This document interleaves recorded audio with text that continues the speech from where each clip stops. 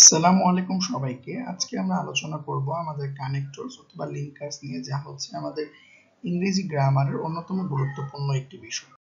আমরা যদি শুরুতেই দেখি যে আমাদের হচ্ছে কানেক্টরস বা হচ্ছে লিঙ্কার্স কি, বাক্য বা ধারণাকে যুক্ত করার জন্য আমরা যে সকল শব্দ বা হচ্ছে ফ্রেজ ব্যবহার করে থাকি আমরা তাদের কি হচ্ছে কানেক্টর বলি।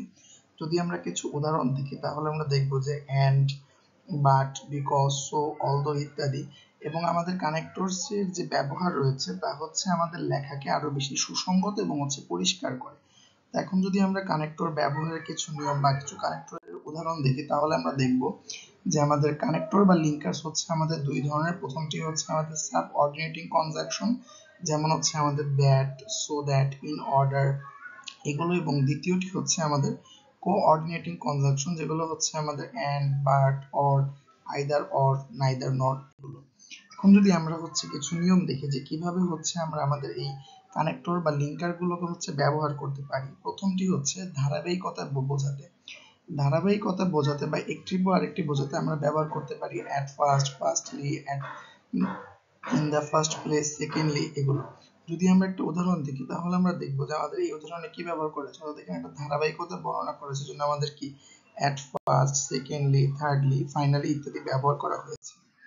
আমরা যদি সাদৃশ্য বা কোনো কিছু মিল বোঝাতে যদি ব্যবহার করি সেক্ষেত্রে আমরা ব্যবহার করতে পারি আমাদের similarity, in the way, in the same manner ইত্যাদি। যদি আমরা একটা উদাহরণের সাথে দেখি তাহলে আমরা দেখবো যে এখানে কি বলা হয়েছে, similarities, in the same way.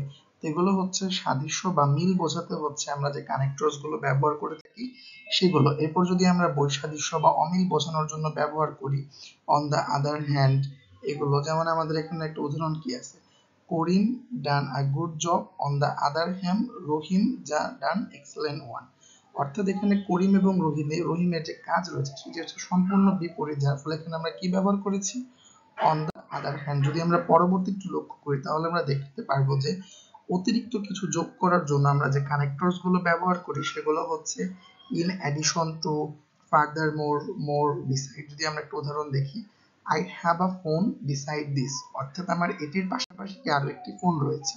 আমাদের ব্যতিক্রম বা হচ্ছে স্বাভাবিকের চাইতে যেটা একটু অন্যরকম সেরকম বোঝাতে আমরা ব্যবহার করি দো, although, but, in speed, the speed of. যেমন আমরা যদি একটা উদাহরণ দেখি, দো হি ইজ পুর হি ইজ অনেস্ট, যদিও সে গরিব এখানে তবুও কি সে সৎ, অর্থাৎ এখানে একটা বিপরীত ক্রম বোঝানোর জন্য হচ্ছে দেওয়া হয়েছে। উদাহরণ বোঝানোর জন্য আমরা যে কানেক্টরস গুলো ব্যবহার করি সেগুলো হচ্ছে ফর এক্সাম্পল, সাচ অ্যাজ ইত্যাদি। যেমন এখানে আমরা বলতে পারি there are many kinds of birds in our country such as the dove, crow, sparrow ইত্যাদি। অর্থাৎ যেহেতু বা যেমন এটা বোঝাতে হচ্ছে আমাদের এটি ব্যবহৃত হয়।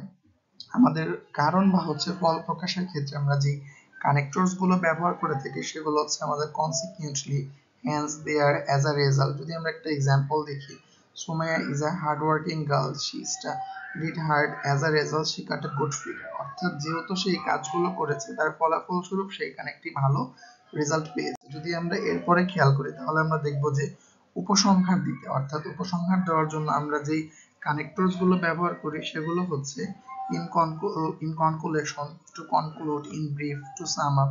যদি একটা উদাহরণ দেখি, in conclude, every man should take care of his health। অর্থাৎ আমাদের কি আমাদের প্রত্যেকের উচিত কি তার হচ্ছে স্বাস্থ্যের যত্ন নেওয়া।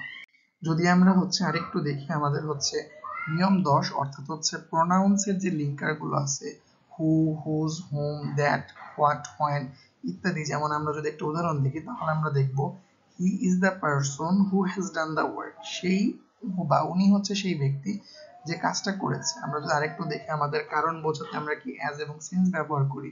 যেমন আমরা যদি এক্সাম্পলটা দেখি যে you can't attend a function as you have exam, তুমি হচ্ছে অনুষ্ঠানে যেতে পারবে না কারণ কি তোমার পরীক্ষা আছে। তো আমরা বরাবরই একটা কথা বলে থাকি যে অনুশীলন যে কোনো কিছুকে আরো শানিত করে। তাই আমি হচ্ছে আমাদের কানেক্টরস অনুশীলনের জন্য এই জায়গায় হচ্ছে 5টা অনুশীলন হচ্ছে রেখেছি, যাতে করে আমাদের শিক্ষার্থীরা হচ্ছে আরো বেশি অনুশীলন করতে পারে এবং অনুশীলন করার মাধ্যমে তাদের যে মেধা রয়েছে বা মনন রয়েছে সেটাকে আরো বাড়াতে পারে। এবং কানেক্টরস থেকে অবশ্যই আমাদের ইংরেজি গ্রামারে একটা প্রশ্ন হয়েই থাকে।